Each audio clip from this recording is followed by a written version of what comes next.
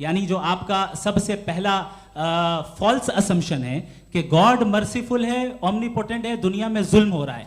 लेकिन आपको यह समझना चाहिए कि हमारे वर्ल्ड व्यू के मुताबिक गॉड सिर्फ ओमनीपोटेंट और सिर्फ मर्सीफुल नहीं है, बल्कि वो ऑल वाइज भी है और वो ऑल नोइंग भी है। उसके हर काम के पीछे हिकमत और विजडम है। ये कोई जरूरी नहीं है कि वो हिकमत और विजडम आपको समझ में आए या मुझे समझ में आए।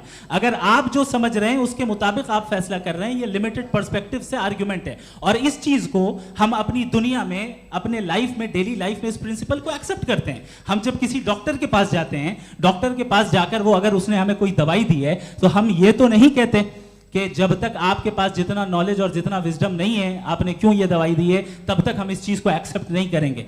नहीं कहते, हम उसकी अथॉरिटी को तस्लीम करते हैं। क्यों? क्योंकि उसकी हम जानते हैं कि वो नॉलेजेबल है, वो विजडम वाला है, हमसे ज्यादा नॉलेज और हमसे ज्यादा विजडम है। बताएं सर। नहीं, डॉक्टर में और खुदा में बड़ा डिफरेंस है। डॉक्टर पढ़ा लिखा होता है एक, तो मैं उसकी बात सुनूंगा। दोयम ये नहीं, कुछ जवाब तो ये भी नहीं है सर। प्लीज आप अगर सब ऑडियंस से बोलने लगेंगे तो फिर मतलब नहीं सिविलाइज्ड बहस का। मतलब आप ये कहें कि चूंकि आप डॉक्टर पे बिलीव करते हैं इसलिए खुदा पे बिलीव किए, क्या ये मिसाल आपको समझाने के लिए आर्गुमेंट है, इस पे आपको एतराज नहीं है। तो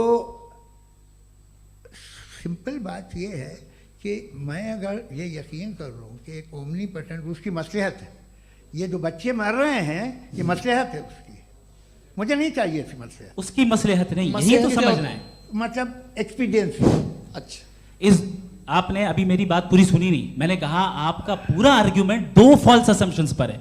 एक फॉल्स असम्पशन मैंने बता दिया, दूसरा फॉल्स असम्पशन ये है कि इस दुनिया में इविल के होने का कोई गुड रीजन नहीं है, जबकि हमारे पास बाज रीजंस मौजूद हैं, हमारे पास बाज वजूहात मौजूद हैं। अगर इस दुनिया में इविल ना हो तो आप गुड को डिफाइन कैसे करेंगे? अगर जुल्म ना हो आप इंसाफ को समझेंगे कैसे? अगर तारीकी ना हो तो आप लाइट को समझेंगे कैसे?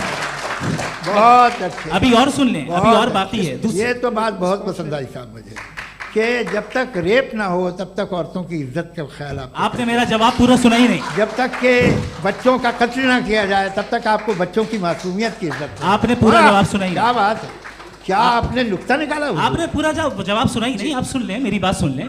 ये मैंने आपको एक चीज बताई। दूसरी चीज, इस दुनिया में हम आए हैं टेस्ट के लिए, हमारा टेस्ट हो रहा है और हर इंसान का अलग अलग अंदाज में टेस्ट होता है।